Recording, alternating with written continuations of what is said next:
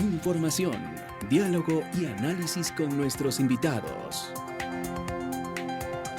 Avanzamos con más, amigos, son las 7 de la mañana con 44 minutos y rápidamente doy la más cordial bienvenida a Alondra Enríquez, consultora política, quien nos acompaña también vía telemática esta mañana y con quien vamos a dialogar acerca de estas lecciones que dejó la primera vuelta electoral y la proyección a esta segunda vuelta al balotaje. Alondra, ¿qué tal? Muy buenos días, bienvenida, te saluda Belkis Sánchez. Qué gusto, Belki, para usted y toda su audiencia. Para mí un placer compartir, creo que varias reflexiones de este post electoral que ha dejado algunas lecciones importantes y habrá que ver si estamos en capacidad de poderlas entender y escuchar. Lecciones importantes en diversas aristas, en cuanto a las encuestas, en cuanto a las vocerías, en cuanto a la campaña como tal y las estrategias. Vamos a tratar de aterrizar en cada una de ellas, Alondra, en este diálogo. Pero una primera mirada, en todo caso, de lo que fue la primera vuelta electoral, el manejo en cuanto a lo digital también, que es su fuerte en este caso, y cuál es esta primera impresión que nos deja. Bueno, creo que esta ha sido una de las campañas más digitalizadas en los últimos 15 años, es decir, la arena de lo digital tuvo una gran relevancia. Nosotros ya veníamos midiendo desde el inicio de la campaña el 5 de enero que no había un despunte por interacciones ni por interés digital para los 14 binomios que finalmente no lograron los votos que se hubieran esperado. Una contienda muy ajustada, pero además el liderazgo de dos corrientes consolidadas.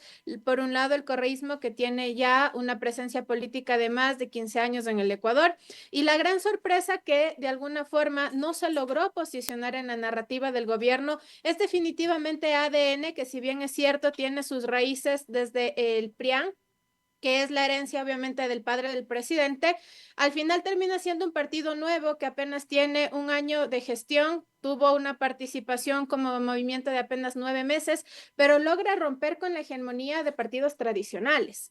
Y eso ya se venía midiendo desde redes sociales. Al final del día, tanto Luisa González como Daniel Noboa lograron capitalizar la atención de la audiencia y eso pone en evidencia que al final un buen posicionamiento digital, sumado a un trabajo de territorio y sumado a la importancia de la participación en medios, termina por dar los resultados que se dieron el día domingo 9 de febrero.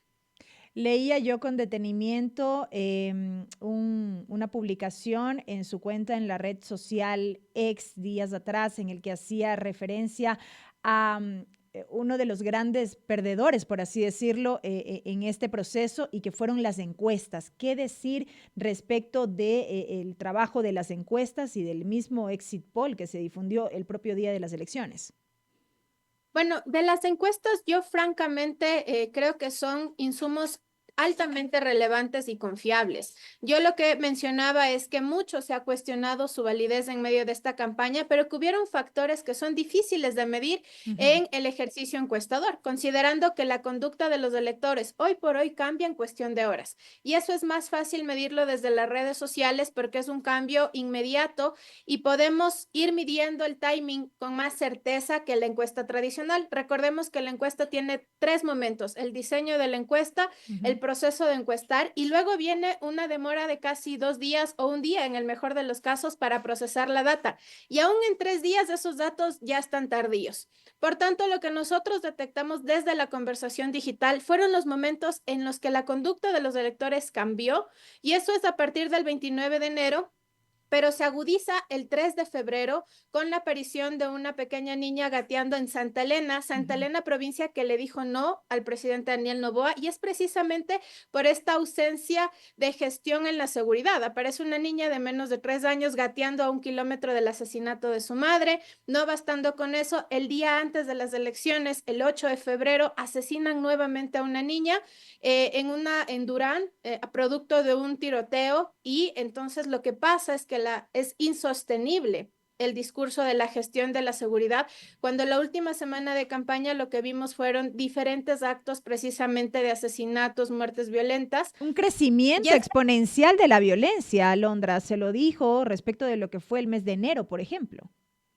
Correcto. Y ahí, por ejemplo, el gran discurso era posicionar el Plan Fénix, pero la evidencia y los resultados que en ese momento se estaban presentando en tiempo real eran otros. Y la ciudadanía empezó a tomar postura a partir del 3 de febrero con la aparición de esta pequeña en Santa Elena y posterior a eso con una cadena de asesinatos considerables, postura que benefició y terminó posicionando en crecimiento a días de la elección a la candidata Luisa González. Decimos entonces que como parte de estas lecciones no hay coherencia respecto del discurso que se maneja con lo que evidencia la realidad y las cifras.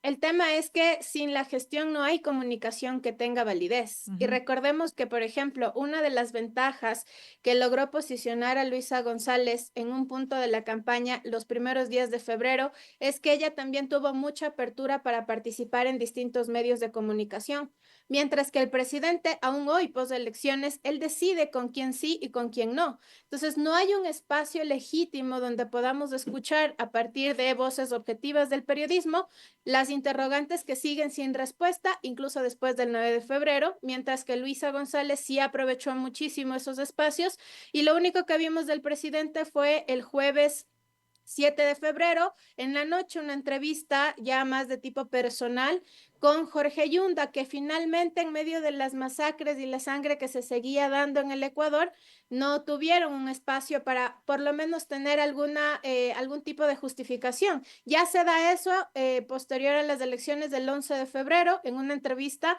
donde además insinúa el presidente de que jueces deliberadamente habían dejado abierta la puerta para delincuentes y que ese es uno de los factores para que haya aumentado la delincuencia y la violencia en el país durante la campaña. Ahora bien, precisamente a propósito de estos elementos que cita y que han marcado justamente estos días como parte de las apariciones del presidente de la República y lo que ha sido su discurso, ¿cómo se lo lee en este momento en el que estamos conscientes de que vamos a una segunda vuelta electoral? La campaña como tal no inicia, la campaña arranca formalmente a partir del 24 de marzo hasta el 10 de abril. Ahí tendremos formalmente la campaña de cara a la segunda vuelta electoral, pero tenemos un poco más de un mes en el que va a ser crucial y también importante esta presencia, no solo a nivel de medios, sino también lo discursivo y cómo esto va teniendo coherencia, insisto yo. ¿Cómo se mide lo que hemos visto en estos últimos días? Importante comentarle a la audiencia que durante la primera etapa de campaña con Go Social Suite nosotros hacíamos algunas métricas, íbamos posicionando algunas métricas, pero para tener claridad en el posicionamiento digital de un actor político se necesitan medir tres elementos. El primero es la huella digital que corresponde a las cuentas oficiales de los candidatos, donde definitivamente en la primera vuelta, por ejemplo, el liderazgo lo tenía Daniel Noboa a una diferencia considerable de Luisa González. El segundo elemento es la participación de la sombra digital, es decir, lo que los usuarios comentan de los candidatos independientemente de las cuentas oficiales. Es decir, uno puede comentar en distintos nichos e influencers y puede posicionar un mensaje. Y en este segundo nivel hubo un crecimiento, por ejemplo, de Luisa González en los primeros días de febrero y hoy, postelectoralmente hablando, Luisa González ha logrado capitalizar esa sombra digital a los primeros 9 días tras las elecciones. Y el último elemento que nosotros medimos es precisamente la importancia en redes, no solo de medios de comunicación tradicionales, sino de medios digitales que hoy han demostrado su infinita vigencia por encima de los medios tradicionales y que tienen un alcance masivo no solo en el Ecuador, sino a nivel de Latinoamérica e incluso el mundo.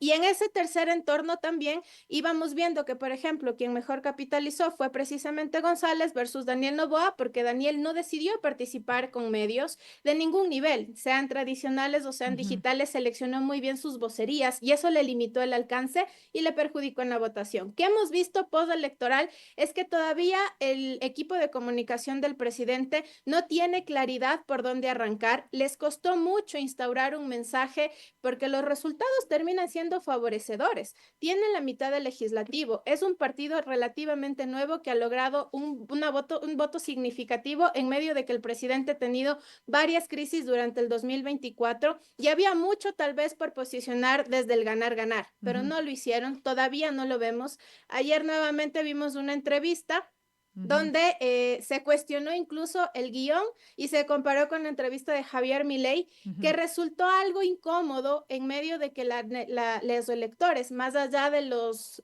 ciudadanos o de lo que se espera de la gestión presidencial, tenían la expectativa de que se reactive algún tipo de mensaje ya más fuerte, con un liderazgo sólido, pero todavía lo vimos al presidente en ese rol, Y a sin esto se romper suma siendo candidato. Y a esto se suma la imprecisión al momento de afirmar sobre la venta como tal de energía a Colombia, que luego fue desmentido, y luego el discurso cambió y ya no fue venta, sino exportación de energía como tal. Por acá nos dicen, además de que todas las entrevistas son grabadas, esa es también otra observación que hace un oyente. Y de hecho, algo que está perdiendo la campaña de Daniel Noboa es este sentido de humanizar y naturalizar su relación con los electores. Es decir, el equipo de comunicación lo está tratando de resguardar tanto que aún en medio de lo que le resguarda terminan cometiendo errores como lo que usted acaba de mencionar sobre la inconsistencia. Primero en los términos sobre gigas, megas, en el caso eléctrico, y segundo, la afirmación de que el país está en tan óptimas condiciones que se está exportando a Colombia, certeza que al final no pudo ser comprobable. En este sentido, Alondra, y para ir concluyendo, ¿cuál es la expectativa que se tiene precisamente de cara al balotaje? Y a partir de estas lecciones aprendidas, ¿cuál será el reto que tendrán estas dos organizaciones políticas que van a esta segunda vuelta electoral? Creo que uno de los actores más importantes de esta segunda vuelta no son ni Luisa González ni Daniel Noboa, sino Leonidas Issa. Ha logrado capitalizar una atención significativa, pese que no pasa segunda vuelta, pero termina siendo un actor relevante para definir esa segunda vuelta. Ha llevado también un discurso que a mí me parece el más oportuno, que ni Daniel Noboa ni Luisa González lo están capitalizando. El día de ayer dijo ni florindos ni borregos, si no hay una línea lejos de los odios y la polarización, pues simplemente la postura será nuevamente, posiblemente apostarle al nulo ideológico. Entonces, él ha hecho como, está ahorita en una situación como de mediador, digamos así, es el árbitro de este partido de segunda vuelta. Y será importante que aprendan a escuchar tanto el presidente Daniel Noboa como Luisa González de la importancia de dejar esta polarización entre rojos y negros, buenos y malos, porque además existen 3.4 millones de electores que se decidieron por ni siquiera presentarse el día de la elección, son nulos y blancos, y que si bien el voto de Leonidas es importante, pues hay un voto aún más representativo que no quiere entrar en esa disputa. Por tanto, lo que esperamos en esta segunda vuelta sí es una postura clara, un proyecto de unidad, un proyecto país, tanto de las dos candidaturas que logren capitalizar la atención de los usuarios, porque lo que hemos visto desde redes sociales, querida Belkis, es que de hecho está apareciendo con mucha fuerza el término nulo, aunque se sigan ratificando posturas de apoyo para Luisa González y Daniel Noboa, pero ahí hay un importante target de usuarios que está posicionando una narrativa que puede llegar a sorprender en la segunda vuelta si no se concentran en lo que es relevante. Y lo último, Alondra, ya respecto de la campaña como tal, ¿sigue siendo utópico pensar en un juego limpio, por llamarlo así, a propósito de la campaña sucia que muchos decían se ha radicalizado en este último tiempo? De hecho, lo que nosotros hemos detectado en la primera vuelta es una importante participación de estructuras bots. Sin embargo, algo que siempre nosotros hemos mencionado es que aunque existe un excesivo uso de estas estructuras para malinformar, para perjudicar la reputación de uno u otro candidato, finalmente la ciudadanía es muy consciente. Está a un clic de verificar si la información que le está llegando es verdad o mentira, y este ejercicio de racionalidad electoral es muy importante desde los usuarios. Felicitar el trabajo de organizaciones como Lupa Media con el fact-checking, que ha sido un elemento, creo yo, de los más representativos en esta elección. Plan Match, que fue otra plataforma que permitió contrastar los programas de gobierno si es que iban acorde a su tendencia ideológica o cuál era la inconsistencia aún antes de ir a las urnas. Y creo que el ejercicio ciudadano de la verificación será relevante. No creo que merme la guerra sucia, más vale se va a agudizar a días posiblemente de la elección, y es por eso que anticipo que si no hay una concentración importante de informar y ganar limpiamente al elector, la gran sorpresa de este 13 de abril va a ser un voto que no va a optar por ninguna de las dos vías. El rol de los ciudadanos, sin duda alguna, será importante en la medida en que debemos estar debidamente informados, acudir a las fuentes oficiales y no dejarnos llevar por esta información que nos llega de entrada y que precisamente cae en este juego de la campaña sucia. Alondra, muchísimas gracias por estos minutos. Interesante diálogo. A usted, Belique, y a toda su audiencia. Espero volverlos a ver ya en otra coyuntura. Claro que sí, desde ya la comprometemos. A Alondra Enríquez, consultora política, en diálogo con 102.9 Noticias, primera emisión. Son ya las 7 de la mañana con 59 minutos, amigos.